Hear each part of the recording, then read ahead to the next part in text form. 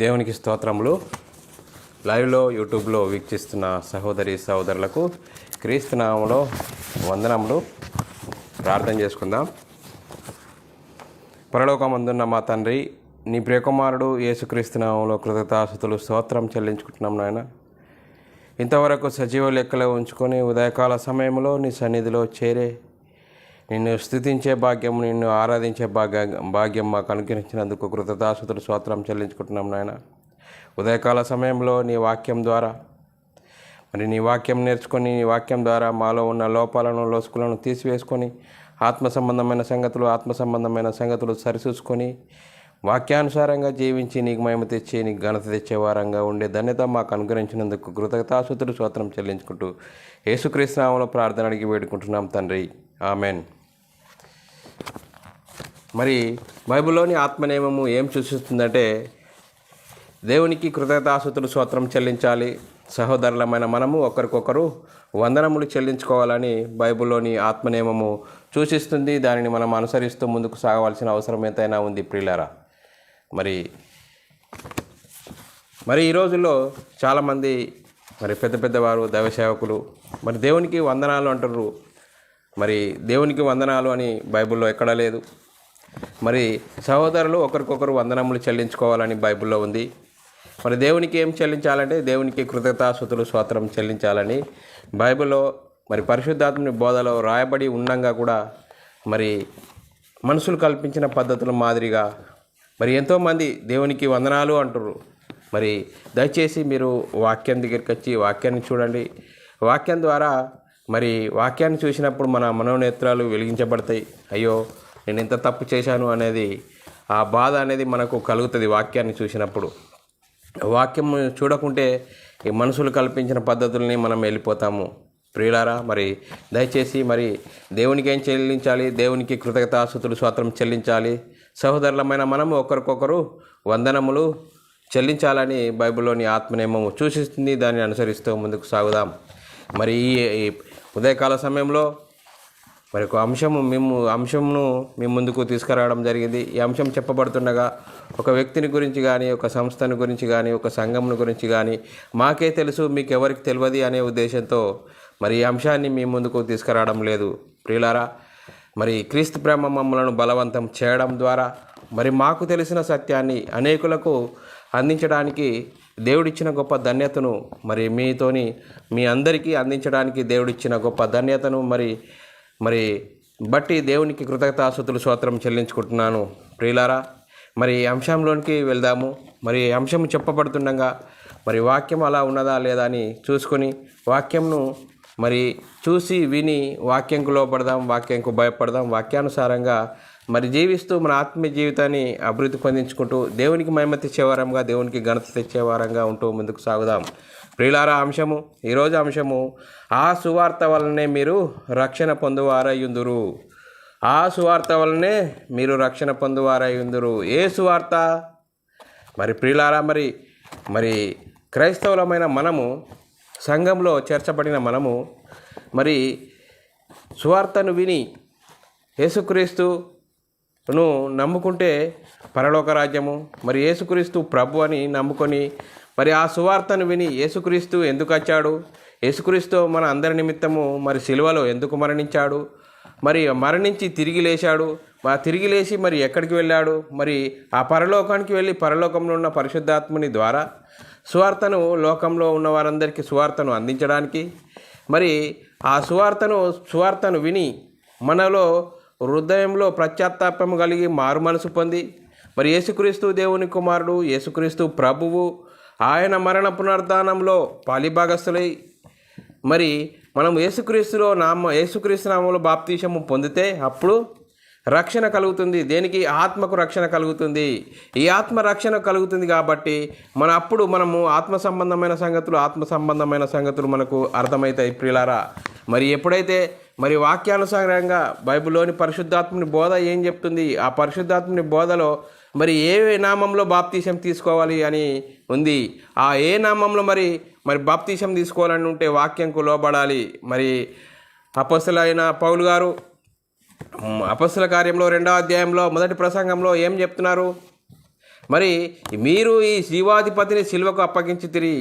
మరి అప్పగించినా కానీ మరి యేసుక్రీస్తును మరణించాడు, మరి దేవుడు ఆయనను తిరిగి లేపెను, మేమందరము దీనికి సాక్షులము అని మరి మొదటి ప్రసంగంలో ప్రసంగం చేసినప్పుడు వారు హృదయాలు నొచ్చుకున్నారు. వారు హృదయాలు నొచ్చుకొని పశ్చాత్తాపం కలిగి మారు మనసు పొంది అయ్యలారా మేమేం చేయాలి అన్నారు. మరి అయ్యలారా మేమేం చేయాలని పేతురుని అడిగినప్పుడు పాపక్షమాపణ నిమిత్తము మారు మనసు పాపక్షమాపణ నిమిత్తం ప్రతివాడు యేసుక్రీస్తు నామంలో బాప్తిసం పొందుడి, అప్పుడు మరి బాప్తిసం పొందే రక్షణ కలుగుతుంది. మరి రక్షణ కలగడం ద్వారా మరి దేవుని రాజ్యంలో, క్రీస్తు రాజ్యంలో చేరతాము. ఆ గొప్ప ధన్యత మరి ఆ సువార్త వల్లనే మనకు రక్షణ కలుగుతుందని మరి వాక్యం సెలవిస్తుంది. ప్రియులారా, మార్కు సువార్త 16వ అధ్యాయము 15-16 వచనాల్లో ఏమని రాయబడి ఉన్నదంటే, మరియు మీరు సర్వలోకంలోకి వెళ్ళి సర్వ సృష్టికి సువార్తను ప్రకటించుడి, నమ్మి బాప్తిసం పొందినవాడు రక్షింపబడు, నమ్మని వానికి శిక్ష విధింపబడును. మరి ప్రియులారా, క్రైస్తవుల పని ఇప్పుడు ఏం పని ఉన్నది అంటే సర్వలోకానికి వెళ్ళాలి, సర్వ సృష్టికి సువార్తను ప్రకటించాలి. ఏ సువార్త ప్రకటించాలి? యేసుక్రీస్తు మనందరి నిమిత్తం మరణించెను, సమాధి చేయబడెను, తిరిగి లేచెను. మరి తిరిగి లేచెను. ఆ సువార్తను నమ్మిన వారికి రక్షణ కలుగుతుంది, నమ్మని వారికి శిక్ష విధించబడును. మరి నమ్మిన వారికి రక్షణ దేనికి కలుగుతుందంటే ఆత్మకు రక్షణ. ప్రియులారా, ఆత్మకు రక్షణ కలిగినప్పుడు మరి ప్రియులారా, మరి ఆత్మ సంబంధమైన సంగతులు అర్థమవుతుంది. మన లోపల వాక్యము కార్యసిద్ధి కలుగజేస్తుంది. తద్వారా మన జీవితమే మరి టోటల్ చేంజ్ అయిపోతుంది. మన ధ్యాస, మన ఆలోచన ఏంటంటే వాక్యం ఏం చెప్తుంది, వాక్య ప్రకారంగా ఉన్ననా లేదా అనేది మనల్ని మనము సరిచేసుకుంటాము, అన్నిటిని ఓర్చుకుంటాము, అన్నిటిని తాలుకుంటాము, ప్రేమ కలిగి ఉంటాము. ప్రియులారా, మరి అలాగే రోమీలకు రాసిన పత్రిక 1వ అధ్యాయం 16వ వచనంలో మరి పౌలు గారు రోమా సంఘానికి ఏమని సువార్త చెప్తున్నాడు అంటే, ప్రియులారా, సువార్తను గురించి నేను సిగ్గుపడు వాడను కాను. చూడండి ప్రియులారా, రోమా సంఘానికి పౌలు గారు సువార్తను గురించి నేను సిగ్గుపడు వాడను కాను, ఎందుకనగా నమ్ము ప్రతి వానికి మొదట యూదునికి గ్రీసు దేశస్థునికి కూడా రక్షణ కలుగజేయుటకు అది దేవుని శక్తి అయి ఉన్నది. చూడండి ప్రియులారా, మరి సువార్తలో ఏముందంటే దేవుని శక్తి ఉంది. నేను సిగ్గుపడు వాడను కాను. మరి ప్రియులారా, క్రైస్తవులమైన మనము ఈరోజు మరి సిగ్గుపడుతున్నామా? లేదే సిగ్గుపడకుండా ఉండాలని వాక్యం సెలవిస్తుంది ప్రియులారా. ఎందుకంటే నేను మనమైన ఆత్మను రక్షించుకున్నామే. మరి మనతిరంగా అనేకులు మరి రక్షింపబడాలి అంటే ఏం చెప్పాలి? యేసుక్రీస్తు మరణ సమాధిని గురించి ప్రకటించాలి ప్రియులారా. యేసుక్రీస్తు మరణ సమాధిని గురించి ప్రకటించినచో వారు మరి నమ్మిన వారు రక్షింపబడతారు, నమ్మని వారికి శిక్ష విధించబడుతుంది. మరి ఈరోజు మనము యేసు వార్త ప్రకటించుతున్నాం ప్రియులారా. మరి పౌలు గారు ఏమంటుండు? సువార్తను గురించి నేను సిగ్గుపాడు వాడను కాను అంటుండు ప్రియులారా. మరి మనము ఏ విధంగా ఉన్నాము? మరి ఈరోజు మనకు తెలిసిన సత్యాన్ని మనము అనేకులకు అందించే వారంగా ఉంటున్నామా? విని అలాగనే మౌనంగా ఉంటున్నామా? ప్రియులారా, మేలనేది చేయని వారికి పాపం అంటుండు ప్రియులారా. మేలైనది మనకు తెలుసు, ఆ తెలిసిన దాన్ని మనకు అనేకులకు అందించాలి. ఏ విధంగా ఎలాంటి పరిస్థితుల్లో ఉన్నాను అనేకులకు అందించేవారముగా ఉండాలి ప్రియులారని వాక్యం సెలవిస్తుంది ప్రియులారా. అసలు సువార్త అంటే ఏంటి అనేది మరి వాక్యంలో చూసుకుందాం. 1 కొరింథీయులకు రాసిన పత్రిక 15వ అధ్యాయం 1, 2, 3 వచనాలు చదువుకున్నట్లయితే ప్రియులారా, మరి బైబిల్ ఏం చెప్తుంది సువార్త అంటే, సువార్త డెఫినేషన్ ఏం చెప్తుంది అనేది మనం చూసుకుంటున్నాం ప్రియులారా. 1 కొరింథీయులకు రాసిన పత్రిక 15వ అధ్యాయం 1, 2, 3, 4 వచనాలు, మరియు సహోదరులారా, నేను మీకు ప్రకటించిన సువార్తను మీకు తెలియజేయుచున్నాను, మీరు దానిని అంగీకరించితిరి, దాని అందే నిలిచి ఉన్నారు. మీ విశ్వాసం వ్యర్థమైతేనే కానీ నేను ఈ ఉపదేశ రూపకంగా సువార్త మీకు ప్రకటించిను. ఆ ఉపదేశమును మీరు గట్టిగా పట్టుకున్న ఎడల ఆ సువార్త వలనే మీరు రక్షణ పొందురు. చూడండి పిల్లరా, ఆ సువార్తను ఎలా పట్టుకోవాలా? గట్టిగా పట్టుకోవాలి. నాకు ఇయ్యబడిన ఉపదేశము మొదట మీకు అప్పగించి తిని, అదేమనగా లేఖనముల ప్రకారము క్రీస్తు మన పాపముల నిమిత్తము మృతి పొందెను, సమాధి చేయబడెను, లేఖనముల ప్రకారము 3వ దినమున లేపబడెను. చూడండి పిల్లారా, సువార్తకున్న అది మరి సువార్త ఏ విధంగా చెప్పాలి? యేసుక్రీస్తు ఎందుకు మరణించాడు? యేసుక్రీస్తు మరణించాడు, సమాధి చేయబడ్డాడు, తిరిగి లేచాడు అనేది సువార్త. ఆ సువార్తనే ప్రకటించాలి. మనం ఈరోజు క్రైస్తవులమైన మనము ఏ సువార్తను ప్రకటిస్తున్నాము? ప్రకృతి సంబంధమైన వాటిని, మరి చరిత్రలు, అవి ఇవి మన ఈ లోక సంబంధమైన వాటిని చెప్తే ఏదైనా లాభమా ఉందా అంటే ప్రియులారా, ఆ విన్నంత మాత్రాన్ని అప్పుడు పరవశించిపోతాము. ఇలా చేయాలి అలా చేయాలి అనుకుంటాం. కానీ మళ్ళా మనము ఏ ప్రాంతాన్ని అయితే ఎక్కడైతే వింటామో ఆ స్థలాన్ని విడిచి వెళ్ళే వరకు మనలో ఉన్నది తుస్సుమంటది ప్రియులారా. మరి అలా ఏ విధంగా ఉన్నాము? మనలో ఉన్నది మరి ఎందుకు ఫలించడం లేదు? ఏ విధంగా వింటున్నాము అంటే ప్రియులారా, మరి సువార్త ప్రకారంగా మనము కనవబడ్డామా? సువార్త ప్రకారంగా మనము మరి సంఘంలోకి వచ్చామా? మరి ఎవరైనా వ్యక్తిగత సాక్ష్యాలు కానీ ఏదైనా మరి శరీర సంబంధంగా మరి మనకు లాభం కలుగుతుందని ఆ విధంగా సంఘంలోకి వచ్చామా? ఏ విధంగా వచ్చాము ప్రియులారా? మనం ఆలోచించాలి ప్రియులారా. మనం ఇన్ని సంవత్సరాలు అవుతుందే క్రీస్తులోనికి వచ్చాము, సంఘంలో చేర్చబడ్డాము, మరి ఎందుకు సువార్తను ప్రకటించడం లేదు అనేది మనము ఆత్మవిమర్శన చేసుకోవాల్సిన అవసరం ఎంతైనా ఉంది ప్రియులారా. మరి సువార్తను గురించి నేను సిగ్గుపడి వాడను కానని పౌలు గారు అంటున్నారు ప్రియులారా. మనం సువార్త చెప్తామంటే ప్రియులారా, మన లోపల మరి సరి అయిన బీజము పడలేదని మనకు అర్థమవుతుంది ప్రియులారా. మరి సరి అయిన బీజం పడకపోతే ఏ విధంగా మరి ప్రియులారా? కన్ను మూస్తే పాతాళము, మరి రెప్పపాటున మరి మనము సరిగ్గా జీవించకుంటే ప్రియులారా, మరి పాతాళం అనేది పొంచి ఉంది. ఆ పాతాళం నుంచి తప్పించాలంటే యేసుక్రీస్తు మనందరి నిమిత్తం మరణించెను, సమాధి చేయబడెను, తిరిగి లేచెను. మరి ప్రియులారా, ఇది సువార్త. ఈ సువార్త చెప్పాలి ప్రియులారా. సువార్తను చెప్తే నమ్మిన వారికి రక్షింపబడుతుంది, నమ్మని వారికి శిక్ష విధించబడును ప్రియులారా. మరి యేసుక్రీస్తుని ఏమని నమ్మాలి ప్రియులారా? యేసుక్రీస్తుని ఏమని నమ్మాలంటే యేసుక్రీస్తు దేవుని కుమారుడని నమ్మాలి. యేసుక్రీస్తు దేవుని కుమారుడని నమ్మాలి. 1 యోహాను పత్రిక 5వ అధ్యాయం 5వ వచనంలో రాయబడిన మాటను బట్టి యేసు దేవుని కుమారుడని నమ్మువాడు తప్ప లోకమును జయించువాడు మరి ఎవ్వడు. చూడండి పిల్లరా, యేసుక్రీస్తు ఎవరిని నమ్మనాలి? యేసుక్రీస్తు దేవుని కుమారుడిని నమ్మువాడు తప్ప లోకమును జయించు వాడు మరి ఎవ్వడు పిల్లరా. మరి ఏ విధంగా నమ్ముతున్నాము? యేసుక్రీస్తు తండ్రి అయిన దేవుడే యేసుక్రీస్తుగా వచ్చాడు, ఆ యేసుక్రీస్తే పరిశుద్ధాత్ముడుగా వచ్చాడు అంటున్నామా? ఏ విధంగా నువ్వు నమ్ముకున్న విశ్వాసంలోకి వచ్చావు ప్రియులారా? వాక్యం ఏం చెప్తుంది? వాక్య ప్రకారంగా మన జీవితాలు ఉన్నాయా? మరి యేసుక్రీస్తు దేవుని కుమారుడని నమ్మాలి. యేసుక్రీస్తు దేవుని కుమారుడని నమ్మువాడు తప్ప లోకమును జయించువాడు ఎవడు? లోకమును జయించాలంటే యేసుక్రీస్తు దేవుని కుమారుడుగా వచ్చాడు అంటే చూడండి ప్రియులారా, యేసుక్రీస్తు జీవించిన జీవితంలో నేను నా తండ్రి దగ్గర ఏదైతే చూశానో అదే చెప్తున్నాను, ఏదైతే విన్నానో అదే మాట్లాడుతున్నాను, నా అంతటా నేనేం చేయట్లేదు అని యేసుక్రీస్తు జీవించిన కాలంలో మరి వారి సమకాలీకులతో చెప్పాడు ప్రియులారా. నా అంతటా నేనేం చేయలేదు. మరి యూదులు నువ్వేంటి దేవుని కుమారుడు అని చెప్తున్నావని యేసుక్రీస్తును యూదులు ఏం చేసిండు? ఎప్పుడు తప్పుపడదామని ఆ ఉద్దేశంతో ఎప్పుడు యేసుక్రీస్తును వెంబడించేవారు ప్రియులారా. మరి ఏ విధంగా మరి యేసుక్రీస్తును ఏ విధంగా నమ్ముకోవాలంటే యేసుక్రీస్తు దేవుని కుమారుడని నమ్మాలి. యేసుక్రీస్తును దేవుని కుమారుడని నమ్మువాడు తప్ప లోకమును జయించువాడు మరెవ్వడు ప్రియులారా. అలాగనే మరి రోమిలకు రాసిన పత్రిక 10వ అధ్యాయం 9-10 వచనాల్లో ఇంకేమని రాయబడి ఉన్నదో మనము దాన్ని చదువుకుందాం ప్రియులారాగా. అదేమనగా యేసు ప్రభువని నోటితో ఒప్పుకొని దేవుడు మృతులలో నుండి ఆయనను లేపునని నీ హృదయమందు విశ్వసించిన ఎడల నీవు రక్షింపబడుదువు.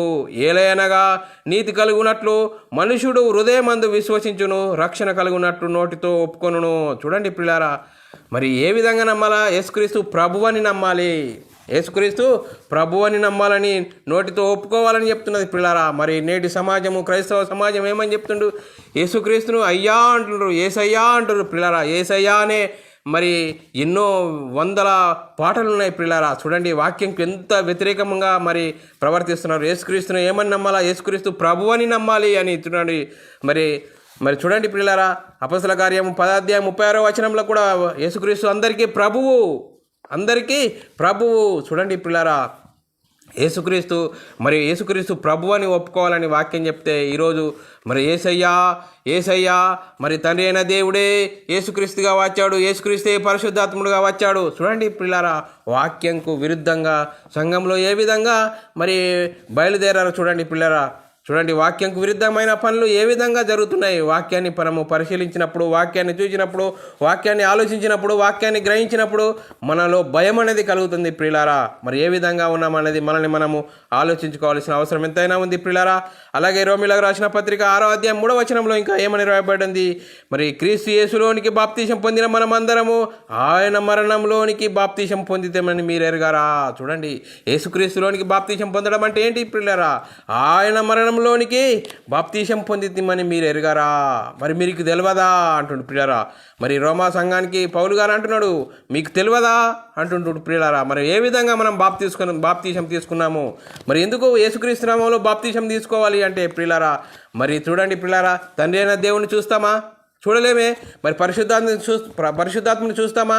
మరి చూడండి పిల్లరా, మనకు కనిపించి మనల్ని అందరినీ మరి పరలోకానికి నడిపించడానికి తండ్రి అయిన దేవుడు ఆయన ప్రియకుమారుని మరి పాప శరీరాకారంతో పంపి మనందరి నిమిత్తము సిలువలో బలియాగం కావడ్డాడు పిల్లరాల. ఆ బలియాగం ద్వారా, ఆ రక్తం ద్వారా మనల్ని పరిశుద్ధులుగా నీతిమంతులుగా చేయడానికి దేవుడు ఎంతో గొప్ప ప్రణాళికను వేస్తే సాతాను ఏం చేసిండు, ఆ ప్రణాళికని దెబ్బకొట్టడానికి మరి ఎంత భయంకరమైన పరిస్థితి మరి నేటి క్రైస్తవ సమాజంలో నెలకొన్నది పిల్లారా. చూడండి పిల్లారా, బైబిల్ పరిశుద్ధాత్మని బోధ ఏం చెప్తుంది, మరి యేసుక్రీస్తు నామంలో బాప్తీసం పొందాలని చెప్తున్నా కూడా మరి తండ్రి యొక్కయో కుమారుని యొక్కయో పరిశుద్ధాత్మ యొక్కయో బాప్తీసము ఇవ్వడం జరుగుతుంది ప్రియులారా. మరి ఆ విధంగా మరి మత్తయి సువార్తలో 28వ అధ్యాయం 18-19 వచనాల్లో రాయబడిన ఆ మాటల ప్రకారంగా బైబిల్లో ఎక్కడైనా బాప్తీసం ఇచ్చినట్లుగా ఉందా? చూడండి పిల్లరా, ఆలోచించాలి. ఇలా మనం ఆలోచిస్తేనే వాక్యం విలువలు అనేది మాకు అర్థమవుతుంది పిల్లరా. ఎక్కడా లేదు పిల్లరా. అక్కడ కూడా తండ్రి యొక్కయో కుమారుని యొక్కయో పరిశుద్ధాత్మని యొక్కయో అని ఉన్నది పిల్లరా. మరి చూడండి పిల్లరా, తండ్రి నామంలో ఎవరు వచ్చారు? యేసుక్రీస్తు వచ్చాడు. యేసుక్రీస్తు నామంలో ఎవరు వచ్చారు? పరిశుద్ధాత్ముడు వచ్చాడు. పరిశుద్ధాత్ముడు ఏం చేసిండు?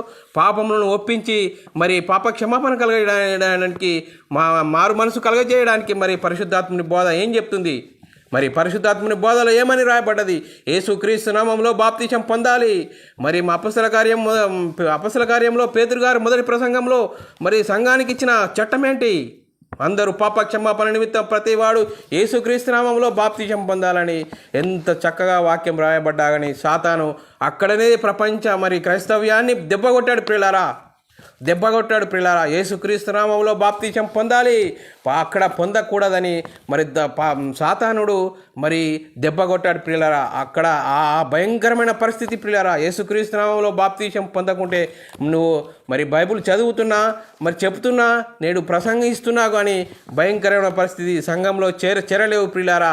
మరి సంఘంలో చేర్చబడితే ప్రియులారా మరి యేసుక్రీస్తు నామంలో బాప్తీసం పొందాలి, అప్పుడే సంఘంలో చేర్చబడతాం ప్రియులారా. వాక్యం ఏ విధంగా సెలవిస్తుంది? వాక్యాన్ని చూడాలి ప్రియులారా. ఇప్పుడు నేను చెప్తున్నా, నన్ను చూడకండి, వాక్యం ఏం చెప్తుంది? వాక్య ప్రకారంగా మనం అనే ఉన్నామా, ఆత్మలు అనేది ఉన్నదా అనేది మనల్ని మనము పరిశీలించుకోవాల్సిన అవసరం ఎంతైనా ఉంది ప్రియులారా.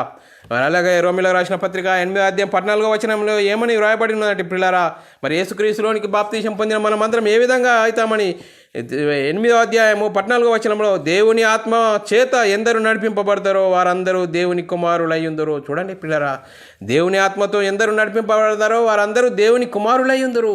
దేవుని కుమారులయ్యే గొప్ప ధన్యత. చూడండి పిల్లరా, ఈరోజు మనము ఒక పెద్ద అధికారో లేకుంటే పెద్ద ఒక రాజు కొడుకు అవ్వడం అంటే చూడండి పిల్లరా ఎంత సంతోషిస్తాము. కానీ ఈ లోక సంబంధంగా ఒక రాజు కొడుకు, ఒక ప్రధానమంత్రి కొడుకు, ముఖ్యమంత్రి కొడుకు అంటే ఏ విధంగా మనము ఆయనకు ప్రిఫరెన్స్ ఇస్తాము. కానీ ఇక్కడ దేవుని కుమారులయ్యే గొప్ప ధన్యత. మరి దేవుడు గొప్ప ప్రణాళిక ఇచ్చాడు పిల్లరా. దేవుడు గొప్ప ప్రణాళిక, యేసుక్రీస్తును భూమి మీదకి పాప శరీరాకారంతో పంపి ఆయనను సిలువలో బలియాగం చేసి ఆయన రక్తం ద్వారా పరిశుద్ధులుగా నీతిమంతులుగా చేయడానికి మరి సంఘంలో చేర్చడానికి గొప్ప ప్రణాళిక చేసి యేసుక్రీస్తు నామములో బాప్తీసం పొందాలి. ఆ బాప్తీసం పొందడం ద్వారా దేవుని కుమారులుగా అయ్యే గొప్ప ధన్యత దేవుడు మరి దయచేశాడు ప్రియులారా. గలతీయులకు రాసిన పత్రిక 3వ అధ్యాయం 26వ వచనమును కూడా చదువుకున్నట్లయితే ప్రియులారా, యేసుక్రీస్తునందు మీరందరూ విశ్వాసం వలన దేవుని కుమారులై ఉందరు. చూడండి ప్రియులారా, యేసుక్రీస్తునందు మీరందరూ విశ్వాసం వలన దేవుని కుమారులై ఉందరు. చూడండి ఎంత గొప్ప ధన్యత దేవుడు దయచేస్తే. సాతాను ప్రారంభంలోనే పెద్ద మరి మోసం అనేది జరిగింది ప్రియులారా. ఎందుకంటే ఈ విధంగా ఎలా చెప్తున్నానంటే ప్రియులారా, నేను కూడా ఆ విధంగానే 10 సంవత్సరాలు మోసపోయాను ప్రియులారా. 10 సంవత్సరాలు మోసపోయి పరిచర్య చేస్తాము, పరిచర్య అన్నీ చేస్తాము, కానీ మనం అప్పుడు విన్నప్పుడే అది ఇలా చేయాలి అలా చేయాలి అని చేస్తాము, కానీ చాలా గ్రహింపు అనేది ఉండదు ప్రియులారా. వాక్యం విలువలు కలిగి జీవించలేము. వాక్యం హృదయంలో ఆ ఆనందం అనేది వేరే ఉంటుంది ప్రియులారా. ఆత్మ సంబంధమైన సంగతులు ఎప్పుడు అర్థమవుతాయి అంటే ప్రియులారా, మరి ఆత్మానుసారంగా జన్మించినప్పుడే, సత్యవాక్యం వలన కనబడినప్పుడే మనము మరి సంఘంలో చేర్చబడతాం ప్రియులారా. ఎంత భయంకరమైన పరిస్థితి ప్రియులారా. ఎందుకంటే ప్రియులారా, అలాంటి స్థితిలో నుండే నేను బయటకు వచ్చాను కాబట్టి ఆ వాస్తవాన్ని నేను మరి సర్వలోకానికి వెళ్ళి చెప్పాలి ప్రియులారా. అది నా బాధ్యత ప్రియులారా. అది మీరు సహోదరులారా వాక్యాన్ని చూసి మరి క్రీస్తులోనికి వస్తారా రారా అనేది మీ విషయం ప్రియులారా. నా సంగతి అయితే నేను నాకు తెలిసిన వాస్తవాన్ని అనేకులకు తెలియజేయడానికి దేవుడు ఇచ్చిన గొప్ప ధన్యతను బట్టి దేవునికి కృతజ్ఞతాస్తుతులు స్తోత్రాలు ప్రియులారా. మరి ప్రియులారా, మరి ఇంకా ఏ విధంగా మరి దేవుని కుమారులై ఉంటారు, దైవములు అవుతారని మరి కీర్తనలు రాసిన పత్రిక కీర్తనలు 82:6 ఏం రాయబడిన, మీరు దైవములనియు మీరందరూ సర్వోన్నతుని కుమారులనియు నేను సెలవిచ్చి ఉన్నాడు. ప్రియులారా చూడండి, మీరు దైవములు మరి దేవుని కుమారులు అని మరి చూడండి, ఎంత గొప్ప వాక్యం ప్రియులారా. మనం దైవములు అంటే ఎంతమంది దేవుళ్ళు అని అంటారు ప్రియులారా. చూడండి ప్రియులారా, మరి తండ్రి అయిన దేవుడు, యేసుక్రీస్తు, పరిశుద్ధాత్ముడు, బైబిల్ అంతా మన కోసం రాయబడితే మన గురించి మనమే తెలుసుకోలేనప్పుడు మరి ఎంత భయంకరమైన పరిస్థితి ప్రియులారా. మరి క్రీస్తులోనికి బాప్తిసం పొందితే ఎంత గొప్ప మహిమ, దేవుని కుమారులయ్యే గొప్ప భాగ్యాన్ని దేవుడు దయచేస్తే మరి దేవుని కుమారుడు అంటే చూడండి పిల్లరా, కుమారుడైన దేవుళ్ళము ప్రియులారా. మరి బాప్తిసం పొందితే మరి చూడండి పిల్లరా, ఈరోజు ఎంత భయంకరమైన పరిస్థితి. తండ్రి అయిన దేవుడు ఉన్నాడు కరెక్టే, మరి యేసుక్రీస్తు కుమారుడైన దేవుడు. మనం క్రీస్తులోనికి బాప్తిసం పొందిన మనమందరము కుమారులైన దైవములము, దేవుళ్ళము. చూడండి ప్రియులారా, ఎంత గొప్ప ధన్యత అయితే సాతాను భయంకరమైన పరిస్థితి. యేసుక్రీస్తు నామములో బాప్తిసం పొందకపోవడమే భయంకరమైన పరిస్థితి ప్రియులారా. ఆ పరిస్థితి నుండి నేను బయటకు వచ్చాను కాబట్టి మరి నేను వాస్తవాన్ని మీకు చెప్తున్నాను ప్రియులారా. మరి వాక్యాన్ని నమ్ముతారా నమ్ముండ్రి, లేకుంటే అది మీ ఇష్టం ప్రియులారా. మరి యోహాను రాసిన సువార్త 10వ అధ్యాయం 34-35 వచనాలను నేను మరి వచనాలు చదువుకున్నట్లయితే, అందుకు యేసు, మీరు దైవములని నేనంటిని మీ ధర్మశాస్త్రంలో వ్రాయబడి ఉండలేదా? లేఖనము నిరర్థం కానేరదు కదా. దేవుని వాక్యం ఎవరికి వచ్చునో వారే దైవములని చెప్పిన ఎడల దేవుని కుమారుడని చెప్పినందుకు మీరెందుకు నన్ను ఇబ్బంది పెడుతున్నారు? చూడండి పిల్లారా, మరి చూడండి యోహాను సువార్త, మరి యోహాను సువార్తలో ఏమని రాయబడ్డది? ధర్మశాస్త్రంలో రాయబడి ఉన్నది, ఎవరికి వాక్యం వస్తుంది వారే దైవములని రాయబడి ఉన్నది అని చెప్పినా కూడా చూడండి పిల్లరా, ఆ రోజు యూదులు మరి యేసుక్రీస్తును ఎంత ఇబ్బంది పెట్టారు పిల్లరా. మరి నేటి సమాజం కూడా మరి వాడు ఆది నుండే నరాంతకుడు, వాడి ప్రణాళిక ఏంది? ప్రారంభంలోనే ఆదాము అవ్వలకు మరి దేవుడు ఆజ్ఞించిండు, పండు ఈ మంచి చెడ్డలు తెలివినిచ్చే పండు తినద్దు అని దేవుడు ఆజ్ఞ ఇస్తే ఆడు వెంటనే ఏం చేసిండు? మీరు ఈ పండు తింటే దేవతల వలె అవుతారు. చూడండి ఎంత ఆశ పెట్టాడు పిల్లరా. ప్రారంభంలోనే దేవతల వలె అవుతారు, మీరు మీ నేత్రాలు తెరవబడతాయి పిల్లరా. చూడండి ఆల్రెడీ వారు దైవత్వంలో ఉండి దేవునితో సావాసం కలిగి ఉన్న వారిని దెబ్బ కొట్టాడు పిల్లరా. ఎంత భయంకరమైన పరిస్థితి. ఆ భయంకరమైన పరిస్థితిని ప్రారంభం నుంచి వాడు ఆది నుండి నరాంతకుడు, వాడి అందు సత్యమే లేదు, వాడు అబద్ధమాడినప్పుడు నా స్వభావం అనుసరించే మాట్లాడును పిల్లారా. ఎంత భయంకరమైన పరిస్థితి. ప్రారంభం నుంచే సాతాను ఎంతో ఎత్తుగడలు. మరి పిల్లారా, మరి వాక్యం విషయంలో మరి చాలా జాగ్రత్తగా ఉండాలి, వాక్యాన్ని చూడాలి. మరి చూడండి ప్రియులారా, మనము ఎవరైనా చెప్పినా కానీ వాక్యం అలా ఉందా? పరిశుద్ధాత్మని బోధకు తగ్గట్లుగా ఉందా? మరి మనకు క్రైస్తవుడు అనుసరించవలసిన చట్టం ఏంటి? అపొస్తల కార్యం నుంచి యూదా పత్రిక వరకు ఆ చట్ట ప్రకారంగా మనం ఉన్నామా? అది ప్రియులారా, వాక్యాన్ని చూడాలి ప్రియులారా. వాక్యం మనల్ని పరలోకం నడిపిస్తుంది ప్రియులారా. ఆ వాక్య ప్రకారంగా మన జీవితాలు కట్టుకోవాలి ప్రియులారా. అలా మనం ముందుకు సాగడానికి వాక్యానుసారంగా జీవించడానికి దేవుడిచ్చిన గొప్ప ధన్యత ప్రియులారా. రోమిలకు రాసిన పత్రిక 8వ అధ్యాయం 17వ వచనం కూడా చదువుకున్నట్లయితే, మనము పిల్లలమైతే వారసులము, అనగా దేవుని వారసులము, క్రీస్తు కూడా మహిమ పొందుటకు ఆయనతో శ్రమపడిన క్రీస్తుతోటి వారసులము. చూడండి, శ్రమపడాలి, సువార్త నిమిత్తము శ్రమపడాలి. మనం రక్షింపబడ్డామే. అనేకులు ఎంతోమంది రక్షణ లేక ఉన్నారే, వారందరికీ సువార్త అందాలి. ఏ విధంగా పొందాలి పిల్లారా, మన సువార్త ప్రకటించాలి. యేసుక్రీస్తు దేవుని కుమారుడు, యేసుక్రీస్తు ప్రభు, యేసుక్రీస్తు నామములో బాప్తిసం పొందాలి. పొందితేనే రక్షణ, లేకుంటే రక్షణ లేదు పిల్లారా. చూడండి పిల్లారా, ఎంత గొప్ప భాగ్యము దేవుడు మనకు దయచేశాడు. ఆ భాగ్యాన్ని మనకు అనేకులకు అందించడానికి దేవుడు ఇచ్చిన గొప్ప ధన్యత పిల్లారా.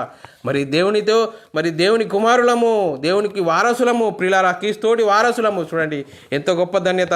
అలాగే యోహాను రాసిన పత్రిక 3వ అధ్యాయం 1-2 వచనాల్లో కూడా మనం వాక్యాన్ని చదువుకున్నట్లయితే, మనము దేవుని పిల్లలమని పిలువబడినట్లు తండ్రి మనకెట్టి ప్రేమను అనుగ్రహించిన చూడండి పిల్లరా, ఎంత ప్రేమను అనుగ్రహించాడు. దేవుని ప్రేమ చూడండి మనకి అనుగ్రహించాడు. చూడు, మనము దేవుని పిల్లలమే. ఈ హేతువు చేత లోకము మనల్ని ఎరగదు, ఏలయనగా అది ఆయనను ఎరగలేదు. చూడండి పిల్లరా, మనల్ని లోకం ఎరగదు. ఎందుకు ఎరగలేదంటే యేసుక్రీస్తునే ఎరగలేదు. చూడండి పిల్లరా, మనల్ని ఎరగదు. సత్యవాక్య ప్రకారంగా బ్రతికితే మనల్ని ఎవరు ఎరగరు. మరి అయినా కానీ వాక్యానుసారంగా మనం జీవించాలి అని వాక్యం సెలవిస్తుంది ప్రియులారా. మరి 2వ వచనము, ప్రియులారా ఇప్పుడు మనము దేవుని పిల్లలమై ఉన్నాము, మనం ఇంకా ఏమవుదుమో అది ఇక ప్రత్యక్షపరచబడలేదు. కానీ ఆయన ప్రత్యక్షమైనప్పుడు ఆయన ఉన్నట్లుగా ఆయనను చూతుము కనుక ఆయనను పోలి ఉందమని ఎరుగుదము. చూడండి పిల్లరా, యేసుక్రీస్తు 2వ రాకడలో మనం ఆయనను ఏ విధంగా ఆ విధంగా చూస్తామని వాక్యం సెలవిస్తుంది పిల్లరా. ఏ విధంగా వాక్యానుసారంగా మనం వాక్యం ఏం చెప్తుంది, వాక్య ప్రకారంగా ఉన్నామా లేదా అని మనము మరి ఆలోచన చేసుకోవాల్సిన అవసరం ఎంతైనా ఉంది పిల్లరా. అలాగే యోహాను పత్రిక 2వ అధ్యాయం 1-2 వచనాలు కూడా చదువుకున్నట్లయితే, నా చిన్న పిల్లలారా మీరు పాపము చేయకుండుటకై ఈ సంగతులు మీకు రాయిచున్నాను. ఎవడైనాను పాపము చేసిన నీతిమంతుడైన యేసుక్రీస్తు అని ఉత్తరవాది తండ్రి యొద్ద మనకున్నాడు. ఆయనే మన పాపములకు శాంతికరమై ఉన్నాడు. మన పాపములకు మాత్రమే కాదు, సర్వలోకంలో శాంతికరమై ఉన్నాడు. చూడండి పిల్లరా, సర్వలోకములకు శాంతికరమై ఉన్నాడు పిల్లరా. మరి చూడండి, యేసుక్రీస్తు సర్వలోకానికి శాంతికరమై ఉన్నాడు పిల్లరా. ఆ శాంతికరమై ఉన్న యేసుక్రీస్తుని గురించి మనం ప్రకటించాలా? లోక ఆశలు, లోక సంబంధమైన విషయాలు ప్రకటించాలా ప్రియులారా. మరి ఆత్మ సంబంధమైన సంగతులు మరి సరిచేసుకోవాలి ప్రియులారా. ఆత్మానుభవం చేతనే వాటిని వివేచింపదగును. చూడండి ప్రియులారా, ఎంత గొప్ప భాగ్యం ప్రియులారా.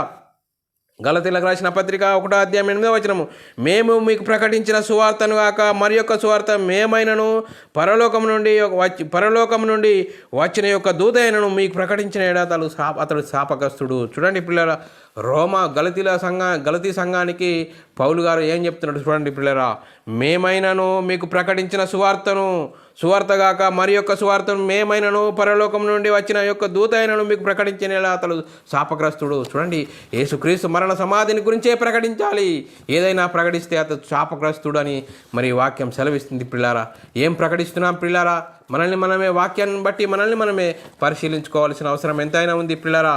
మరి యేసుక్రీస్తు దేవుని కుమారుడు, యేసుక్రీస్తు ప్రభువు, ఆయన మరణ పునరుద్ధానంలో మనం పాలిభాగస్తులై యేసుక్రీస్తు నామములో బాప్తిసం పొందినప్పుడు మరి రక్షణ కలుగుతుంది ప్రియులారా. దేనికి రక్షణ ప్రియులారా? ఆత్మకు రక్షణ ప్రియులారా. మరి ఆ భయంకరమైన నరకం నుంచి మనం తప్పించబడాలంటే ప్రియులారా వాక్యం తప్పనిసరి. వాక్యానుసారంగా జీవించడానికి ప్రయత్నం చేద్దాం ప్రియులారా. ఈ వాక్యాన్ని మరియు ఎన్నో వాక్యాధారాలతో మేము ముందుంచాను ప్రియులారా. వాక్యాన్ని చూడండి ప్రియులారా, వ్యక్తులను చూడకుండా వాక్యానుసారంగా జీవించడానికి దేవుడు ఇచ్చిన గొప్ప ధన్యత బట్టి దేవునికి కృతజ్ఞతాస్తుతులు, స్తోత్రాలు. అందరికీ వందనములు. ప్రార్థన చేసుకుందాం. పరలోకమందున మా తండ్రి, నీ ప్రియకుమారుడు యేసుక్రీస్తు నామములో కృతజ్ఞతాస్తుతులు, స్తోత్రం చెల్లించుకుంటున్నాము. నేను ఇంతవరకు సజీవ లెక్కలో ఉంచుకొని మరి సర్వలోకానికి వెళ్ళి సర్వసృష్టికి సువార్తను ప్రకటించమని ఇచ్చిన గొప్ప వాక్యంను బట్టి కృతజ్ఞతాస్తుతులు, స్తోత్రాలనైనా. మరి యేసుక్రీస్తుని గురించి, మరణ సమాధిని గురించి ప్రకటించాలి. అదే సువార్త. ఆ సువార్త వల్లనే నమ్మిన వారు రక్షింపబడతారు, నమ్మని వారికి శిక్ష విధింపబడుతుందని వాక్యం సెలవిస్తుంది నాయన. మరి ఇంత గొప్ప ధన్యత మాకు అనుగ్రహించినందుకు స్తోత్రాలు చెల్లించుకుంటూ ఉన్న వాక్యాన్ని విడిచిపెట్టకుండా విన్న మాటల ప్రకారం మా జీవితాలను సరిచేసుకొని నీకు మహిమ తెచ్చే, ఘనత తెచ్చే వారంగా ఉండే గొప్ప ధన్యత మాకు అనుగ్రహించినందుకు కృతజ్ఞతాస్తుతులు, స్తోత్రం చెల్లించుకుంటూ యేసుక్రీస్తు నామములో ప్రార్థన అడిగి వేడుకుంటున్నాం తండ్రి, ఆమెన్. అందరికీ వందనములు, దేవునికి స్తోత్రాలు. మరి ఇలాంటి ఆత్మీయమైన అంశాలు వినాలనుకుంటున్నారా? మరి యూట్యూబ్ ఛానల్లో బైబిల్ విజ్డమ్ అని సబ్స్క్రైబ్ చేసుకుంటే ఎన్నో ఆత్మీయమైన అంశాలు విని ఆత్మీయతలో ఎదుగుతూ అనేకులకు షేర్ చేయవలసిందిగా క్రీస్తు ప్రేమను బట్టి బతిమాలుకుంటున్నాను. మరి మీ వ్యక్తిగత ప్రార్థనలో మా పరిచర్య నిమిత్తం ప్రార్థనలో జ్ఞాపకం చేసుకోవాల్సిందిగా క్రీస్తు ప్రేమను బట్టి బతిమాలుకుంటున్నాను. అందరికీ వందనములు, దేవునికి స్తోత్రాలు.